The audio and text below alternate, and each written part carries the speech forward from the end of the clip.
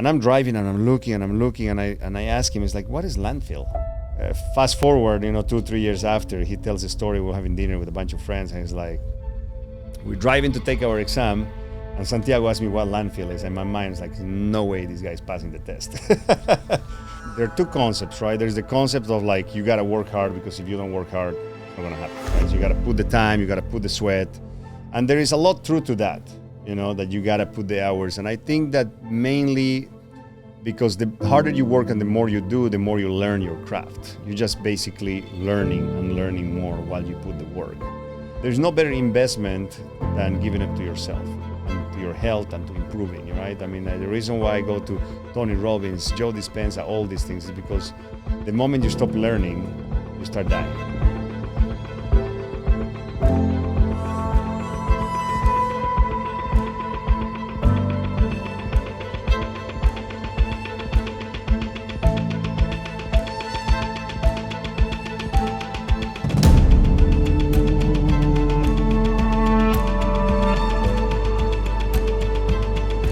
Hey guys, welcome back to Driven Channel. No, I'm super excited right now because I have another superstar Latino here, top realtor in the nation. I think I might be off by a number, but I think you're top 6, top 7 in the nation. It varies the year. And like top 3 in California. And so it's an honor to have you. I have a lot of respect for you, Santiago. Thank you for being part of this. Thank you for having me. Same, likewise. I have a lot of respect for you and every Latino that comes to the United States with the American dream that I think still is alive and makes it happen. We're part of that. Part of making this country better, and I admire, all of us. Yeah. Well, thank you, Santiago. And I really so going back to when you started, can you share like where you? I know you came from Bolivia, but I know that you started and you were a busboy at one point, and then you got into real estate. Can you talk a little bit for those that don't know you about your story? Like, how did you come from Bolivia and become now one of the top 6 realtors in the nation, where you're selling hundreds and hundreds of millions every year? I think you're over 2 billion last time I checked that you've sold. So how was your start, and when did you decide to get into real estate? Okay, so, I finished university in Bolivia in 2002, and I applied for a scholarship to do a master's degree in finance. I got the scholarship, and the scholarship will consist of only teaching you classes in English. Mm-hmm. And I didn't speak a word of English at the time. So I thought that would be a good idea to learn English, and they offered me to hold the scholarship for me for about a year. So I said, I have a year, where can I learn English in a year that I'm not going to get distracted? So I thought, I'm a big Tony Robbins guy, right? Yeah. He always talks about learning by immersion. And I thought that I need to be immersed into the English language, and the only way to do that would be to move to a country, obviously United States or somewhere that's English speaking, and just be, immersed into the language, which I did. So I found out that I had an aunt that lived in the United States, Santa Barbara to be more specific. And my mom called her and explained the situation. And she said, yeah, you can come and crash in my couch for 8 months. Yeah. So that was the beginning. That's how I came to the United States. Obviously, the intention was to come learn English, go back to Bolivia, and then go and take the scholarship in finance. There was in Israel. And that changed, right? I came here, I got exposed to a world that I wasn't exposed before, especially in Santa Barbara and Montecito, where I was. I was looking at all these people coming into the restaurant, driving these cars that I never seen, and having a lifestyle that it was, very interesting to me.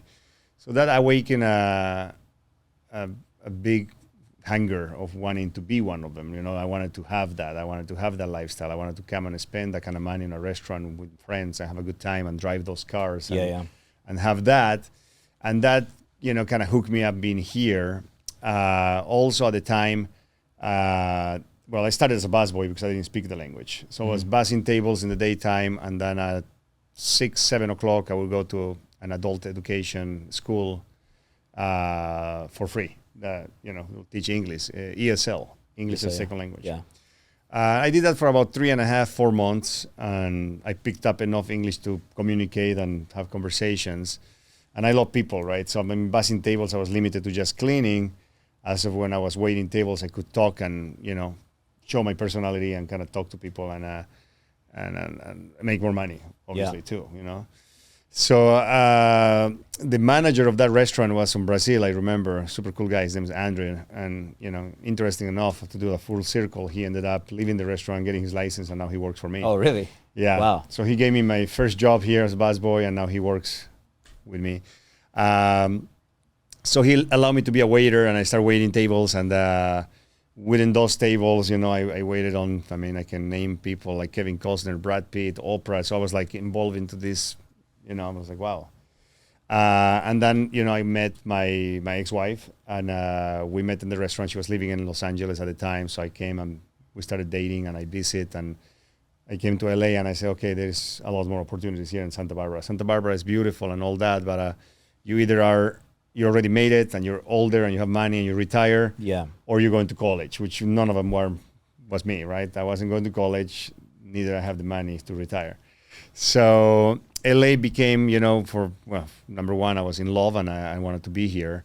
And two, seemed to make more sense for me to move here and start doing something different. That was waiting tables. So I moved down here. And once I moved here and, we got married, I said, okay, now obviously I'm not going to do the scholarship. I'm not going back to Bolivia. I decided to stay here.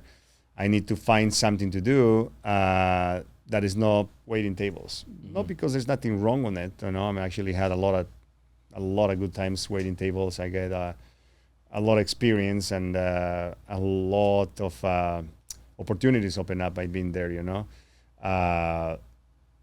Believe it or not, when you're dealing in a restaurant, you're waiting on people. You develop this ability to read people. Yeah. Right. You have a table. They come. They sit down, and within 10 minutes, I'll know they will tip well. They won't tip well. They will be polite. They won't be polite. They'll be nice. They'll be rude. They'll be whatever. You just kind of get an idea and a good reading, which is serviced me really well in what I do now, right? Because now I meet people, they come to look at my listings and they're buyers, and then, I can read their personalities, I can see what they're about. So you don't show houses the same way to everybody. Yeah. Right? Yeah. So you don't go like a robot and this is the dining room, this is the thing, da. So you need to kind of like understand the individual. So you need to inform yourself on who's coming and kind of know. And then you read the energy and the personality while you walk in the property, and then you just adjust to what that is, right? Not everybody's the same. Yeah. So, and I got to say that, waiting tables gave me that, skill. Yeah. So I did that for about 4.5 years. I was thinking about what I'm going to do. So I got hired a lawyer. There was a specific lawyer that would translate all the classes that I've done. I studied business administration and marketing in Bolivia. And that translated into business administration and marketing here too. Yeah, yeah. So I started to fill up resumes and drop resumes in different companies. And, for that, I was like throwing resumes in insurance companies and a number of different places. And, I got offers. Obviously my English was very new. Yeah.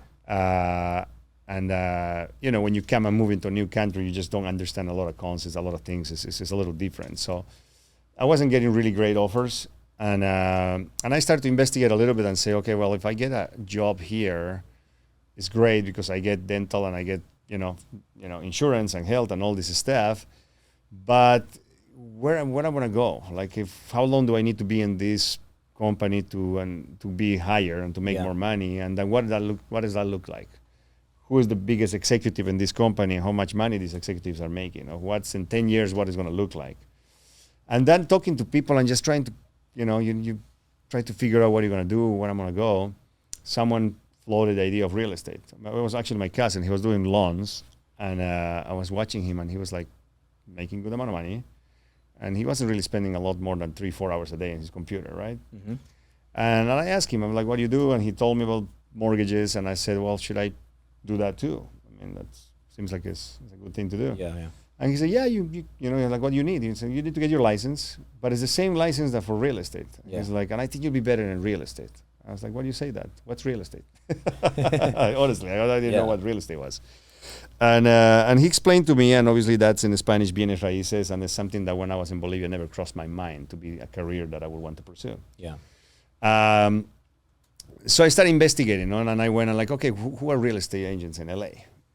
Let me look at that. Okay, what are the biggest agents in LA? What kind of money these guys are making?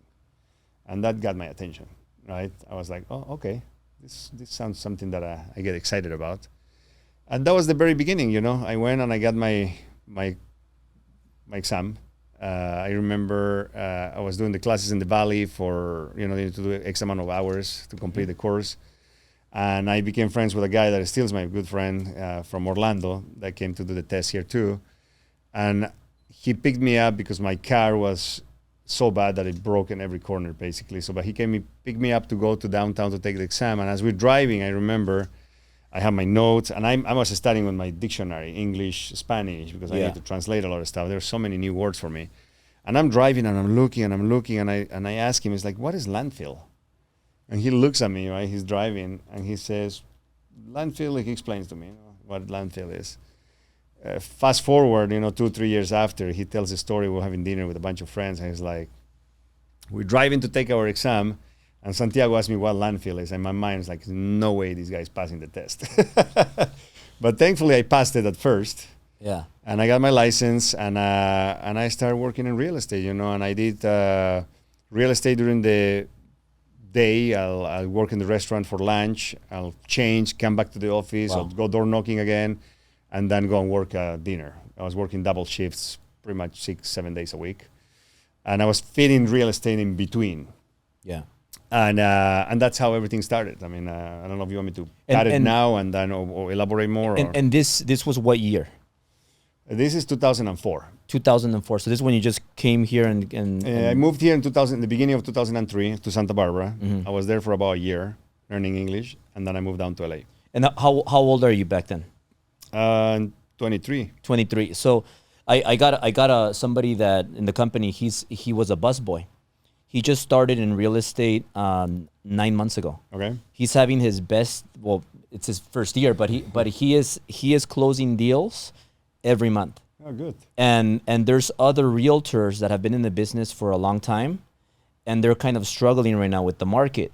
So I think when you're brand new and you don't know anything else, you kind of don't know any better but to like work hard and put in a lot of extra work. I know that besides you having the people skills and getting that through the restaurant and all that, you also work very, very hard. So my question to you is what first, like, why did you work so hard? Do you think you could teach people to work hard? And where do you get that mindset to put in all that work that you did when you started? Because I'm sure right now you still work hard, right? So can you talk a little bit about the work ethic that you need as a realtor? So there is a couple of things, and I just learned the second one towards this portion of my life. Like I'm more, deep into doing this for now 19 years, almost 20. There are two concepts, right? There's the concept of like, you got to work hard, because if you don't work hard, it's not going to happen, right? So you got to put the time, you got to put the sweat.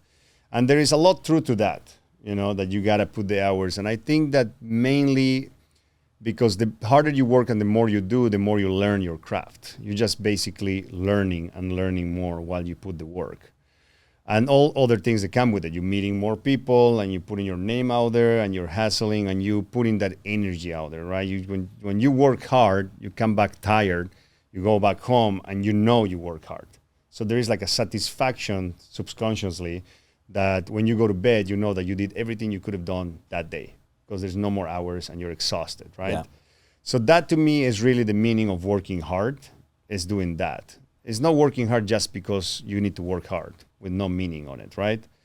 And everything that I say here, by the way, is my experience. Doesn't mean that applies for everybody, and I don't think that I necessarily, what I'm telling you is the truth, right? I'm telling you what worked for me and what my experience is.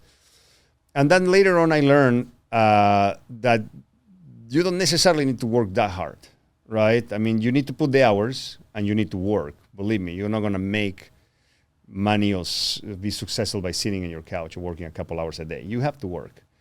But then you learn how to work smarter and how to do things that you should be doing and how to delegate other things that somebody else can be doing.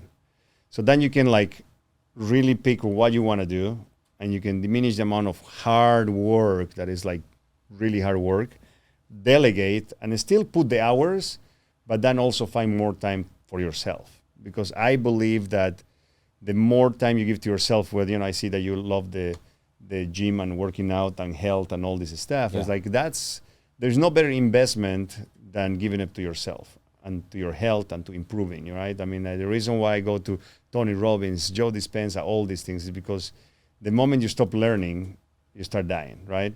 So you need to constantly learn and give to yourself and take care of yourself, and having breaks and having times alone and going on vacation and exploring the world and opening up your mind to art and different things is only going to enrich who you are and put you in a better place when you're going to meet the next opportunity, the next client. So there is two sides of it, right? Yes, you got to work hard. And I did work very hard because, I came from a third world country where, you don't grow up with a lot of these opportunities. And I didn't know anyone here, right? So I knew my wife, and that's it. And I know the people that work in the restaurant. Yeah. And the first condo that I saw, my first sale in real estate after being doing real estate for about a year. I was going to ask you that, when your first sale was. Yeah, it was in 2000. I started in 2004. I didn't sell anything until 2005. And wow. In 2005, there was this Australian actor. There was waiting tables at the same So for a restaurant year, you didn't sell anything? Nothing. You were just an agent with no production? No production, zero, right? And then in the restaurant, this waiter that was from Australia, that he was an actor, also wanting to become an actor and be more and this, but waiting tables to provide to his family. He had a baby and a wife. Had a condo here on Willoughby, right here, around Holloway, Holloway, yeah. right behind us. Uh-huh. Holloway, and he said, I heard you do real estate too. And he's like, he's a super nice guy. He's like, we're thinking about moving back to Australia, and we have a condo here. It's very close. I used to work in La Cienega. So we finished work, we came, he showed me his condo, and he's like, would you help me? I'm like, of course, thank you so much for the opportunity. And I took that listing. It was $420,000, $429,000, something like that. I listed it, and that was my first listing, and I sat the open houses, and I was excited about it. And when you put that kind of energy, and you're grateful, and you're excited, and you're happy, you attract good things in your life, right? Yeah. And that's the way I live. This lady super nice lady walked into my open house unrepresented and asked me to write an offer for her. And so my first deal, I actually ended up representing both sides. And that's how everything started. Wow. And then I had to build up this, you don't know anyone, right? So that was one sale from a guy that wait tables with me. Mm-hmm. But then I needed to create more clientele and how you do it, door knocking. How was your English right there? It was getting better. Yeah. I think it was getting better. I mean, I still have a very thick accent now. It was thicker at the moment, probably. So it wasn't perfect, but, I never felt limited about what I can do by my English. Yeah. And I feel like, it was never something that will stop me from do what I wanted to do. I think I had the ability to explain people, and they got me. And I remember I used to write emails and everything and have my wife correct them, and she was like, like wondering how I do out there, because she corrected a lot of stuff, a lot of grammar mistakes and everything. But then I was meeting clients that were very wealthy and very rich from other places too. They were speaking worse English than me. Yeah, and that's when I realized it's like, like you can let these things stop you from doing what you're doing, Yeah, I was a ESL student too. Mm-hmm. So I was, even though I was born here, my parents immigrated from Mexico City. So they taught me Spanish. And that was my first language, and I still have an accent today. It's getting better and better, but back then, when I'm 6 years old, I don't speak a word of English. I only know the cartoons, like the bad words and things that I learned in the cartoons. So my mom wants me to go to a better school, so she sends me to Granada Hills, to the Valley. Mm-hmm. 20 or who knows? Wait, I'm 39, so 33 years ago, it was different over there. So everybody was white. The Valley was all white. So I go to this school, I'm 6, I don't speak a word of English, and kids are bullying me, making fun of me. So I end up in special ed, and then they put me on the ESL class, because first they thought I was special ed, but then they're like, oh, you know what? He doesn't understand. He's ESL. So I grew up when I was small. I was always people made fun of me. Mm-hmm. I was a joke. I was always supposed to be the failure, and and that's how I grew up, and that motivated me to become better, to prove everybody wrong. When it doesn't seem like you had that kind of story though. Like, did you ever deal with? Were you ever insecure? Were you ever made fun of? Did people ever count you out? And if not, then where do you get all the confidence? Because you're very confident. Like, one thing that sticks out to me is you're a very confident person. Just like you said, well, my English is not perfect, but I don't care. I'm gonna sell the most expensive homes. Like, why is expensive homes as opposed to like but I know now that you started with a condo that was 400. So what led to the expensive homes and your confidence? And if at any point were you ever made fun of, or people kind of didn't give you a chance? No. I mean, I really don't know if people make fun of me or my accent or what I was doing while I was starting here. I mean, I was an adult already, so I'm really paying attention. I don't really pay attention what people say or do. Mm-hmm. Going back when I was younger, I think that we all get at some point in the school bully for one reason or another one. You know, there's always bullies out there. And Yeah, I mean, when I was in, middle school, high school, I probably got bullied too. You know, I mean, I was very skinny. I was a very late bloomer. So, I dealt with, guys that, put you down and this and that. But it wasn't something that affected me in a big way. But because you go through those things, it builds character, right? You build character and you learn a little bit more about yourself. And with the confidence, I mean, confidence is no other than just knowing who you are and what you want. And if you have a very clear image of who you are and where you're going, you just have a direction and you know what you need to do, and what people are going to say or what they're going to do shouldn't change that, right? Because the moment that you think because somebody else's opinion is going to affect the way how you're going to perform or who you're going to be or where you're going, well, then you're living somebody else's life. yeah. You're not living your life, right? So in you make your first sale, the condo, 400,000. From there on, did you just start selling every month? And how did it go after that? I mean, I can't remember exactly, but probably a few months went by, and Oh, really? nothing was happening, and I got very frustrated at a point on time, right? Because I was putting the work. Yeah. I was out door knocking for hours, and nothing was happening, and I was starting to get really frustrated. So I went and I took a walk. I remember I was walking and I was thinking, it's got to be someone that has come and was in this situation, not knowing people, not having relatives, not having college roommates, not having high school friends, nothing, right? You don't know anyone, basically. But it's got to be someone in this big city that has come here with nothing also, and has gone through this and made it happen. They can give me advice and just help me save time or give me some direction, right? And I just kind of put that out there to the universe. And I start asking around, I start asking, agents. They were more seasoned. What do you do? Asking for advice. And as I'm asking around, there was this agent I remember in Coldwell Banker. No, there was this mortgage broker that introduced me and said, you should meet this guy, Ted. You should talk to him. He's young. He just started too, and he's doing really well, actually. He just started, and he's selling a lot. And so maybe you can ask him, what is he doing differently? And I said, okay, I'm sure that he's from here and knows people. I mean, you try to find excuses on why he's doing better than you. Yeah. But I'll meet with him. So I met with the guy, and he was kind of in a rush. Nice guy, but he was new too. I don't think he had much to say. The one thing he said, is like, where are you from? And I said, South America. And he's like, oh, you should meet this guy, Rodrigo Iglesias. And he's a big agent, and he came from South America. And I think he came from nothing, and he made it happen. I was like, almost like, wow, this is exactly what I asked for, right? So I went back to my office, and I get my computer and I Google him, and I'm like, oh wow, he's, probably was the one top 3 in LA at the time, back in 2005, 6. So I researched him. He's from Argentina, and effectively he came and hustled and done really well. So I called his office to set up an appointment, but obviously he's super busy. He's got 3 assistants, and they're all like, yeah, sure, we'll tell him to call you back. And for about 3 months, I tried to call, and he wasn't returning my call, so I'm going to make an appointment. So I was driving. I used to live in Los Feliz. I was driving on Sunset and about to make a left here on La Cienega to go and work at a restaurant that used to be in La Cienega called L'Orangerie. It's like a very high-end French restaurant. Yeah.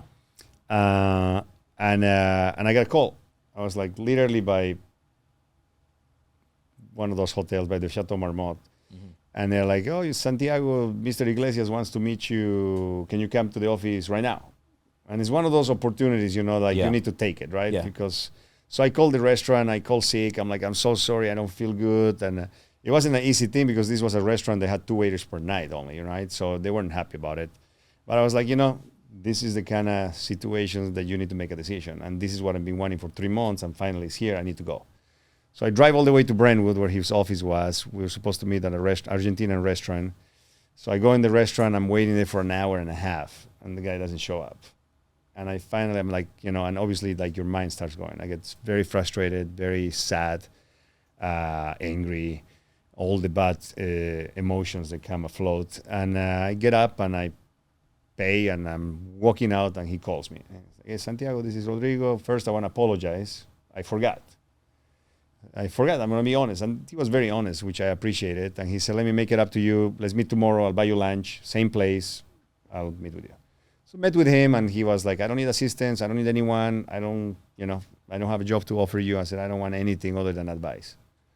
You know, and then we kind of connected, speak Spanish, both from South America. And I told him my story and I said, look, I mean, I just want a little bit of direction, you know. And I was in a very frustrated spot in my life. I was like, I'm going out, I'm door knocking 200 doors per week, and I'm doing this, and nothing's working, and I'm doing that, and it's not working. And he said, read this book and call me after, and you'll understand you need to change your attitude because you're doing all this stuff, but you're not doing it in the right way. So he handed me a book, and the name of the book is The Science of Getting Rich by Wallace D. Wattles. Book, like many great books written in the beginning of 1900s, end of 1800s. And the book essentially, you know, talks about energy and how things work and, you know, and how you do things. You know, it's not what you do, it's how you do it. Yeah. You know, you can have 2 guys, they have ice cream shops in the same block, on the same side of the street, everything the same, but one sells more than the other one and nobody knows why, right? And it's because you do things in a certain way. And that's what this book teaches about. It's like if you're going to do something, you need to do it putting an intention and feeling a certain way. And, you know, so I start to adjust my attitude, right? And I read the book, I call him, I say, thank you so much. I get it.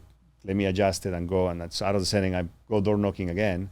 And while nothing was happening, one guy opens the door and talks to me and says, yeah, you know, I just bought this house. I remember it was on Summit Ridge here in Beverly Hills. Yeah.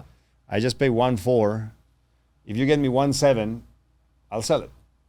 And I was like, holy shit, this is a big deal. 1.7, that's a lot. I get super excited, but at the same time I'm nervous and a little scared, right? I'm like, I don't know if I can do this. Yeah. So I called him and I said, look, I got this call. I think things are changing. Definitely I see it working, but I don't feel confident in going this on my own. Can you come with me? Let's split it. He's like, gladly. So he comes, we go, we get it, we sell it. He's very happy. I take him to dinner, we celebrate it. And then he's like, you know, he likes the fact that he's giving me advice and I'm actually doing it. And he sees the results, so he starts liking me. And we're meeting, I'm calling him, and he's giving me advice. All of a sudden, you know, one thing to another one, and I get a call for a $5 million listing appointment. And obviously I call him back and I'm like, hey, now it's 5. Obviously out of my league. Let's go together again. And we did that for a few. And he saw us working, and he's like, well, just come and work with me. I was at Keller Williams at the time here in Beverly Hills. He's like, just come to Sotheby's here in Brentwood. We can be closely, and I can help you more. And since we're doing stuff together, 2 companies, it's too complicated. So I went and I worked with him, and he mentored me for a while. We started working together, and then more work came, and more work came. We became partners. He made me a partner at 10%, then 20, then 30, then we became partners 50-50. And eventually we decided to part ways for different reasons. But that's kind of like how my career started taking off. And this is before 2008? This is before 2008. So like I'm doing this 2005, 2006, 2007. And 2007, like you said, now I have enough savings to be like, okay, finally I can stop waiting tables, right? Yeah. I have enough savings. I have a kid now. I feel comfortable. I'm going to drop for good the restaurant. So I stopped working in the restaurant and I'm now doing purely real estate.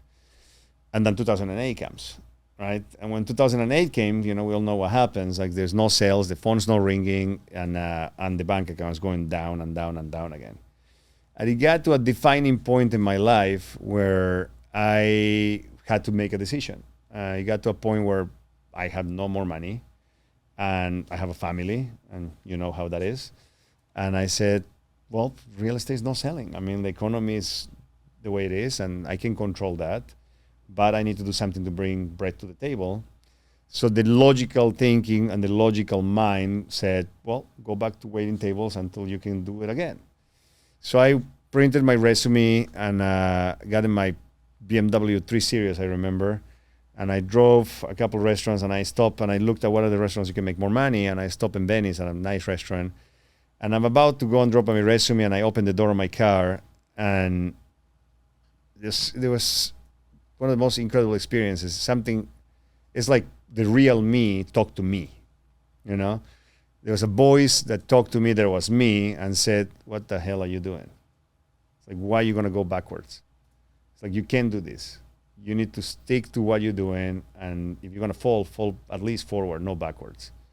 And I remember, I get chills just to talk about it right now, because it was a very defining moment in my time. And I called, that was the day that I got to know my real self. And that day, I closed that door, and I drove to my favorite neighborhood at the time, which was Brentwood Park. And when you asked me why no condos and why expensive houses, I said, I'm going to go door knocking now into the most expensive houses in the area that now I live. So I went to Brentwood Park, and I went door knocking for 2 hours. And I just did it, right? Nothing came out of that specific day, but that energy and doing it in a certain way, and like being committed, and I guess made the decision that I'm going to make it happen no matter what. There is something very powerful about that, what I feel, and my interpretation is God, the universe, energy, whatever you believe in, or you call your higher self, sees that and says, this motherfucker is not going to give up. So might as well let's open the doors for him. And literally was like opening the doors of everything. And from that moment, I started to get business. And when in the midst of everybody being concerned about the crisis, I actually was selling. Not a lot, but enough. And I was out there hustling, and people saw that I was out there sitting open houses Saturday and Sunday. So not many people were doing it. So when the time changed, the perception to the people and the consumer and the clients was, oh, this guy is busy. Yeah. He's doing good. So when things changed in 2011 and 12 and started to pick up again, guess what? My phone wouldn't stop ringing, And in 2012, the first year I made $1 million, and then just my career exploded from that point. How do you compare that to today? So 2008 with 2022 right now, with home prices being high, rates being high, and what I think is, well, if you're a seller and you sell and you refinance last year and you have a 2.5% interest rate, and if you sell your property, then now what are you gonna buy with a 6% interest rate, more or less? Right. Now you're gonna have to buy something less, because it's just not gonna make sense. If you want to buy something bigger and better, right, then it's gonna be a way higher payment because the rate's high also. Right. So how do you motivate a seller to sell now? And also, how do you motivate a buyer to buy a house right now when they're hearing, no, prices are high, rates are high, let's wait till the market crashes more, and we'll buy then when it crashes. So like, how does it compare to 2008 and being harder, or do you see it harder? Like how do you, these times, because I know you're still crushing it. So what's your take on that? I think the fundamentals are very different now to what it was 2008. I think the biggest issue that we had back then is like people were getting loans with putting nothing down or 3% down. Mm-hmm. So we got in trouble because there were people like, hey, here's a letter, I'm going to get a contract for a movie. Yeah. And the bank will give them a loan with a 3% rebate to buy furniture. Yeah. So there was a lot of that, right? So that got us in the trouble we were. From 2009, I have not met anyone that has put less than 25% to buy a property, right? So then you don't have the issue because there's enough money being put down. So that's one of the fundamentals that is very different. Two, I think that, if you analyze the real estate market 15, 20 years, 50, 60 years back, markets go up and down, but they don't go up and down on a straight line or on a down line. They go always on an up line. Yeah. I mean, there's no house unless something extraordinary happens that you cannot point in the middle of Beverly Hills or somewhere that you go back 15 years ago and it's worth less than what it was worth back in the day. Like the real estate in California is just triples every 6 years. I think there's a statistic for that. So the people that lose are the people that buy something and they want to sell quick, or they get put in a situation that when the market is low, they have to sell.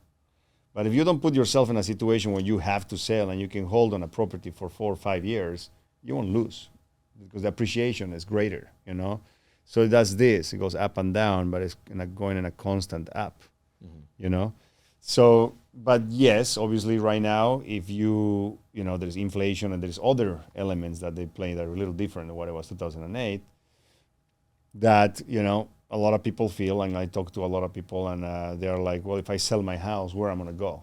Yeah. So I'm going to price myself out of my house. Yeah.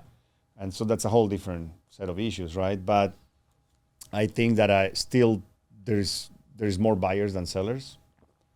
Mm-hmm. And when properties are priced well, even in this market, and they are good properties and in good neighborhoods, they sell. Now we gotta make sure that we understand that what I do is the ultra high end, right? And what's happening in ultra high end to what happens to like houses that are 2 million and under, for example, that comes completely different. People that I'm selling houses, they really don't need to get a loan. And if they buy a house, they buy it in cash. And after they close escrow, they refinance it and they leverage on their portfolio at 1.9%. So it's a different reality, right? So that's not. Now the problem, I think, what happens is the perception, right? The interest rates are going high. Okay, well, how high? I bought my house in Los Feliz back in 2007 at 7.8%. Where are we right now? We're not even there yet. Yeah. Right? I'm talking about 2007. I'm not talking about 1950s. Mm-hmm. So we had times and years where the interest rates were really high. Yeah, they're higher now to what it was last year or the year before or whatever, but they're still accessible. They're still, rates that are doable, right? Yeah. So I think what happens is people don't educate themselves enough, and they just they jump into what the news and what's happening and what is this, and then they talk, and then you and me would talk, and then we go to lunch, talk to 4 other people. Oh, the interest are, the market's gonna crash. Oh. So they start creating a reality that is not necessarily super accurate, and they create a perception that things are really worse than what really are, right? And the problem with that is perception becomes reality, right? And then when people see and believe that, they don't buy and don't make moves. And that is what gets us into a slow market. That's what it gets into the market not to be good, is me hearing that things are not good and I'm scared. And when I'm scared or creates a big level of uncertainty in the market, now I don't want to do anything because there's uncertainty. I don't know what's going to happen. So what would I buy? Maybe I wait. Let's wait. But if I tell you how many clients I have that for 10 years they waited for the right moment and they missed 3 great opportunities in those 10 years, I think you just need to go back and think, what are you looking for? I mean, if you're looking for a house for your family where you want to create memories, where you want to build a life and you're going to hold on that house for at least 5 years, it doesn't matter. It doesn't really matter. Just go, move in, enjoy the life, enjoy your family. Yeah. Because I have also a lot of clients that they're waiting for that perfect situation, and then out of the sudden, their lives change. Their kids went to college, and then they don't need the house with the 5 bedrooms anymore, and now they are like, they don't know what to do. And guess what? They lived in that old house that the kids wanted a pool, and they never had a pool because they were looking for the perfect situation, for the perfect market, for the perfect rate. And all of a sudden, life goes by, and then how much is that worth? Yeah. How much is it worth for you to build memories with your family and a house and a pool, and now your kids are gone, and then you need a condo now? Yeah. Mm-hmm. So how important are relationships? Have relationships been for you? Because I know LeBron James, one of your many clients, but how do you get to that place where now somebody like LeBron James, you're their agent? Like, well, obviously relationships are very important, right? I mean, we're in a world where relationships is one of the most important elements. You get to meet people along the way, you know, in doing business, and the way how to build good relationships is by delivering good services and being honest and do the best you can do to one person. And then that person is going to talk to another person and to another person, and you start creating a reputation, right? And when you put your client's interest first, and when it's important to you to actually represent the client and not focus so much on how much money you're going to make, people notice that. And when people notice that, they're drawn to work with you because they feel protected, they feel advised, they feel like you really care. yeah, And then, you know, I mean, look, if you're doing something for 18, 19 years like I'm doing, you should build a lot of relationships, right? I mean, in any business, you build relationships. And relationships are the most important things. I mean, I have other businesses now, and there are businesses that came out of relationships, out of opportunities of doing real estate, right? By doing real estate, we open up doors and put stepping stones on me of now owning a development company with a guy that was my client before, and now I'm partners with him. And we develop homes, which is LeBron James is a development that we did together. Like that, we did a few other ones, and I just started a new one right now. You know, through another client, I met a guy that is in the insurance business, and now I'm an investor in one of his insurance companies. So that opens up. So definitely, relationships is all you have, right? yeah. And what do you think is the biggest difference between you and the other top $1 million agents? Because there's quite a few, especially here in Beverly Hills and Sunset area. Like what do you think? What do you think makes you different? Besides being Latino, Besides the accent, because it's I think one thing that the viewers are watching this, a lot of aspiring real estate agents or realtors that are watching this, they see you and somebody like me that we didn't speak English, and you came from Bolivia, and you're one of the top agents in the nation, not only in California. So you give a lot of people hope. We have a lot of Latinos in the company too. So what do you think? I mean, besides that, what do you think is different from you and the other $1 million agents? Or if you could name one thing, your superpowers. I don't think I can name one thing, and I don't think there is. I don't know how to pinpoint that, and that doesn't mean that I'm giving you the right answer or not. My way to answer to your question would be, I think that you want to be successful in anything you want to do, whether it's real estate, whether it's mortgage, whether it's being an actor, or whatever it is that you want to choose, I think comes from a very basic core understanding of who you are and what you want in life, right?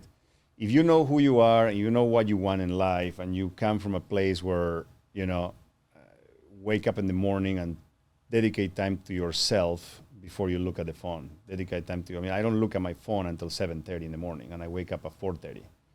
But those 3 hours are my hours. You know, I meditate for 1 hour, I go to the gym for an hour and a half, and I come back, and then I take my phone from airplane mode, right?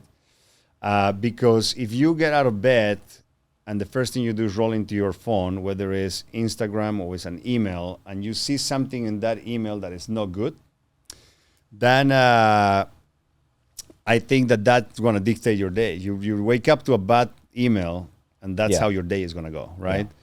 But if you have the time to dedicate to yourself, and that perhaps could be, and I don't know everybody, so I cannot tell you that nobody does this, but if you spend time with yourself and you give to yourself those 40 minutes, 30 minutes, 1 hour, it doesn't have to be the 3 hours that I do, right? Any time that you give to yourself in the beginning to know who you are, know what you want, and then you go to the world, you're going to be with a different attitude, and people are going to feel that energy because you feel good about yourself, about who you are, and you know what direction you're going. And then you go and present yourself to the world, and then you go door knocking, and then when they open those doors, they will see the difference between somebody that is woke up at 8 o'clock, rolling to the text messages or emails, went door knocking, than someone that, you know, did their routine and show up in that door with a completely different energy. Yeah. And that, I can tell you, that's something that I do that I know that a lot of people don't do. and doesn't mean that's right or wrong, but that's, I think, the difference between me and a lot of them, because I've been invited to a lot of seminars and talks, and everybody's waiting for this magic thing. What do you do? Okay, this is the secret. And the secret really is finding out who you are and what you want. And if you can align with that and you can go out to the world about it, that's what I do. And you put your phone on airplane mode? Yeah, on like a sleep mode, or what if your wife calls you? Yeah, doesn't happen. I'm home, right? I'm there. So you have a gym at the house? No, I go to the gym in different places. I like actually going somewhere. Yeah. But that's an hour and a half that I'm away from the house. I mean, thank God, knock on wood, nothing has happened in that hour and a half in many years of my life. Yeah. No, so that's awesome. I do something very similar. Like my wife is a bit different, so she wakes up a little later than me and she looks at her phone. I heard Ed Milet. I don't know if you're familiar with Ed Milet, but he's a friend of mine too. He's coming to speak at our forum in about a month and a half, I think. That's awesome. Yeah. Forum, he's friends with Edwin, and we're talking about some mutual friends we have. So Ed told me once that for he does like the first hour, he doesn't look at his phone, right, because it's the same thing. And I do the same thing, because you get a nasty email, you see a nasty DM or whatever, and it just kind of changes your mood. But going back to real estate, what's the biggest sale you've made? Oh God, I can't remember right now. What it would be that?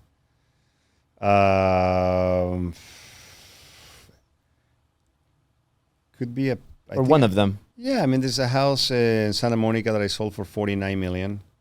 It was Shane Smith's house, the creator of Vice, Vice TV. Mm-hmm. Yeah, I think that's the biggest one. I think it was $49 million.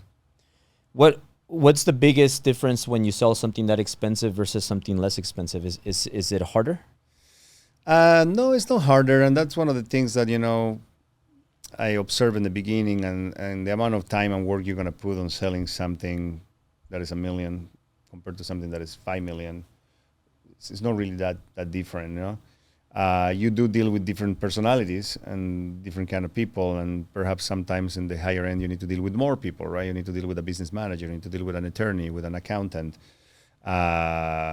with stronger personalities, with schedules, and it's a little different, so you need to adjust to it, but there's not really a big difference. Yeah, and a few more things, Santiago, that I want to just cover really quick. Do you feel like we're at the top of the market right now? Do you feel like that prices are going to start to come down a little bit, or what's your take on the market? That's the $1 million question, right? I mean, I think people are been guessing that we are at the top of the market and it's going to go down since 2016, and everybody's been waiting for that. And when COVID happened, I thought, okay, this is it. We've been waiting for the market to go down, and it hasn't. And I believe that we skip a cycle, right? So it's really difficult to tell, but there is enough stuff happening with inflation, with this, with that it leads me to believe that we could go through an adjustment. I don't know how big of an adjustment it's going to be. And again, we got to separate the ultra high end with the rest of the world.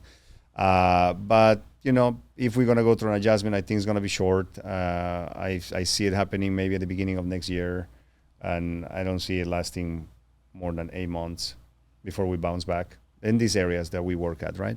Yeah, because the ultra high market, high end market, you get a lot of also international buyers, right? So it's a bit that has also and you just think about it, right? I mean, your dollar is becoming less.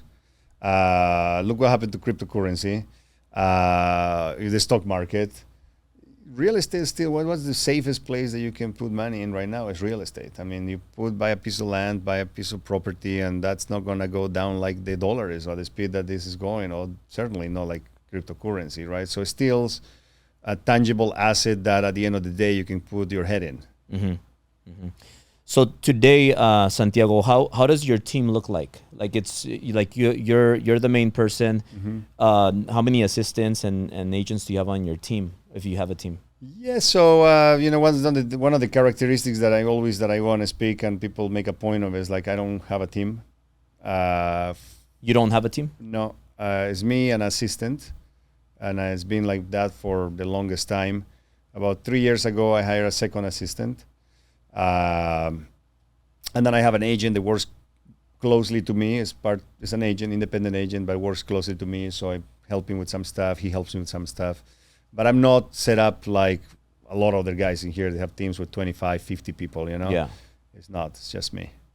Is that for a reason, or that's just the route you? Just the way how my business evolved, and I didn't feel like I had the need to build up a team. Yeah. I thought about it many times, but I think it's just a personality and a style of how things doing. And then obviously for me, my team is the agency, right? I mean, as one of the owners, I see the whole company as my team, and instead of building up a sub team in my team, I try to if I feel like I need someone to help me in the more east part of town, Los Feliz or like that, I'll find, the 2 or 3 agents that they're doing really good in there, and I bring one of them with me and, split the deal.